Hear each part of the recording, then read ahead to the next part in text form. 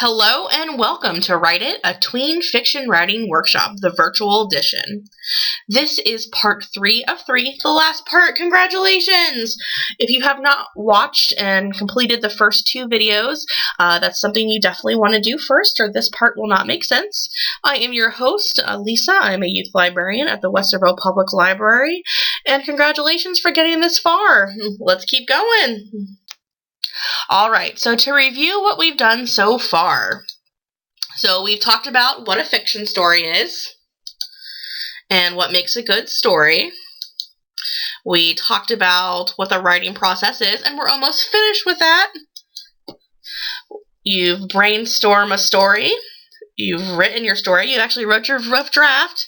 And in this video, we're going to edit your stories and we're going to share your stories or publish.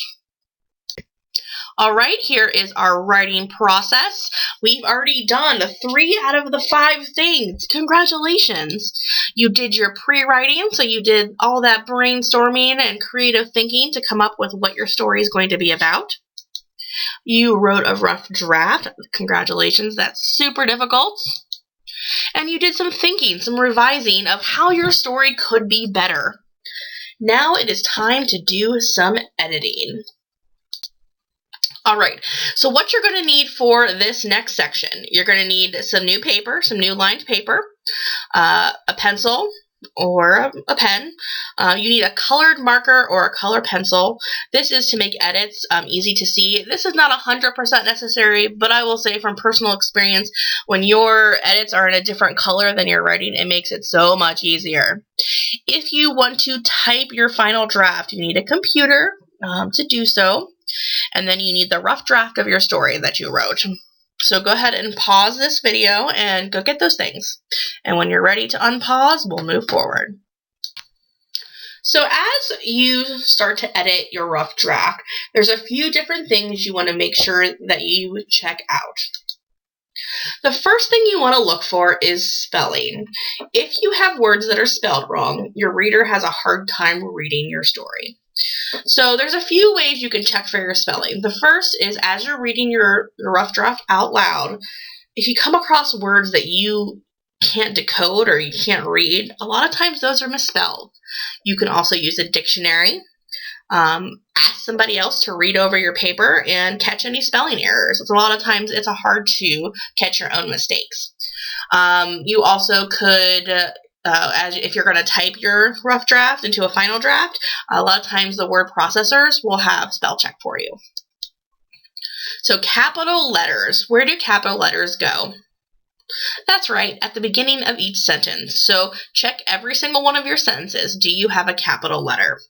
Capital letters also go on proper nouns. So that is names. Those are names of things. So your characters' names, specific places like a school, like McVeigh Elementary, or the White House, all of those need capital letters. Punctuation. Where does the periods go in your sentence? At the end, that's correct. So does every one of your sentences have punctuation? Do they have a period, a question mark, or an exclamation point at the end of the sentence? Do you have commas in the sentences where you need them? Also, your paragraphs. Do you have separate paragraphs? Is your story one giant paragraph? If so, that's so tiring to read. So make sure you have breaks in your story, a new paragraph, so your reader gets a little breath of air. Your descriptions of things. So we looked at this in the last video as we were revising. Do you have descriptions of your characters and of their settings? That makes your story interesting. That's why somebody can imagine what's going on in their head. So do you have those descriptive words, those adverbs, those verbs and adjectives?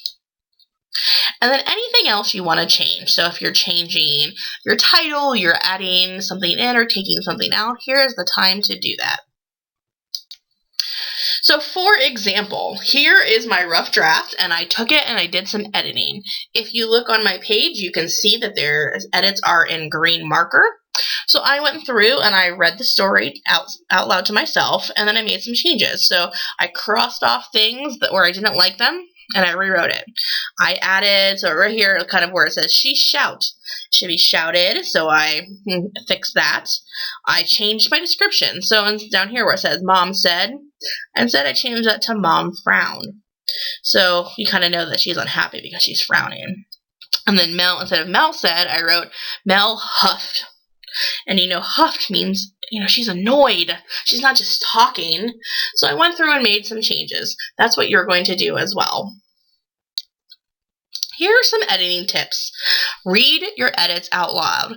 Just like you read your story out loud, every time you make a change, read that sentence over, or whatever the change is, whether it's a paragraph, a sentence, a word, read it out loud to see if it makes sense. Get someone to help you edit. This is really important. It's really difficult to catch all of your own mistakes. So you can ask somebody in your house or through like Google Chat or Zoom. If you want me to help you edit, go ahead and send me your document, a picture of your rough draft or something typed, and I will help you. And again, if something doesn't make sense to you, ask somebody for help. Sometimes you can't figure out your stories like, this doesn't make sense to me. How do I fix this? Ask somebody for help. A lot of times you just get stuck and you need some assistance. Use your colored marker or whatever you have to make the edit right on top of your rough draft. So when you're making just like my picture over here of my rough draft, you just cross it out and write right on top of it. And the key is everyone makes edits. So if you're reading your rough draft and you think, I don't have any edits to make, you're wrong. No one writes perfect on the first try. Even the most famous, most well-known authors make mistakes. Everyone needs to edit. This is a very important part of the writing process. So make sure that you're doing this. You want your story to be awesome! So before we move on and work on our final drafts, pause this video and go do some editing. Go do it. Pause the video. Come back to it. And then once you're ready, hit play. And the next step is to turn your edits into a final draft. You can either write out your final draft, so that's rewriting your story on a new sheets of paper, or you can type it, so that is up to you. I typed mine here. So I'm going to read to you my final draft. So I kept the same name, the birthday surprise. I put who it's by, me, Lisa Kaufman. Give yourself credit for the work that you do. You did all of this hard work. Put your name on your writing. So I'm going to go ahead and read it.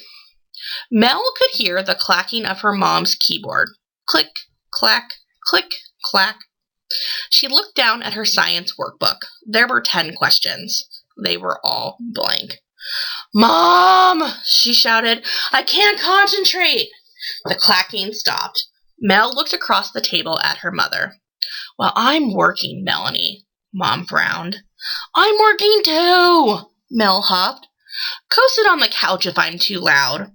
Mom pointed to the warm brown sofa and chipped coffee table. The table was covered in math textbooks, 2 empty water bottles, Mel's purple sequin sweater from yesterday, and a half-eaten bag of Doritos.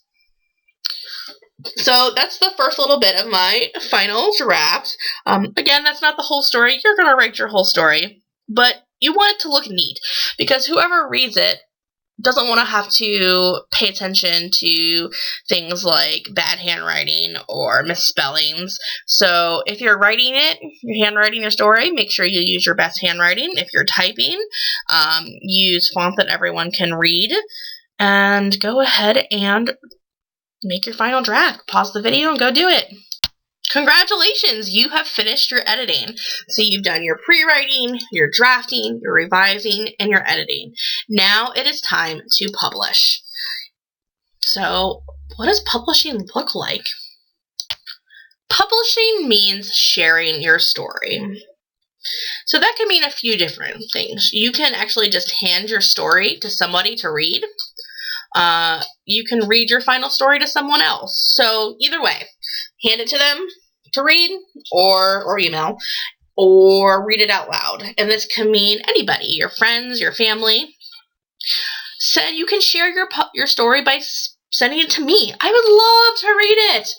So you can do that by emailing me your type story or taking pictures of your different pages and sending that to me. You can also share your story via social media.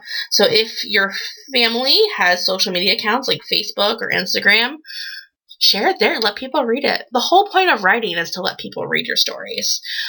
If you feel uncomfortable with sharing your story with a real life person, share it with a pet. Read it to your dog or your guinea pig, or read it to a favorite stuffed animal. That's always nice too. So the other thing is, if you want to share your story with me, which I would love, send me an email. There's my email, lkaufman@westervillelibrary.org. Either attach your story via like a Word document if you typed it, or photos of your pages, and I will read it. If you want to share it with the other people in this group, the other people that have written stories, you can email me and let me know that you want to share it. So what I'm going to do is I'm going to create like kind of a giant document, a kind of giant book, a digital book of everyone's stories. Please use your name in your story so we know who's written it. The deadline to send me your story is April 6th. So if you want your story to be sent out to the other people in this group, April 6th. Write that down, April 6th. Again, make sure to include your name. Folks, you did it. This is the end. You wrote a story. Woohoo! You did it! Awesome job! You should be super proud of yourself. You went through the whole writing process and you came out with a fantastic story. Thank you for participating. I hope you had fun. I know you wrote an amazing story, and I hope to read it soon. Thank you for listening, and thank you for participating. The end.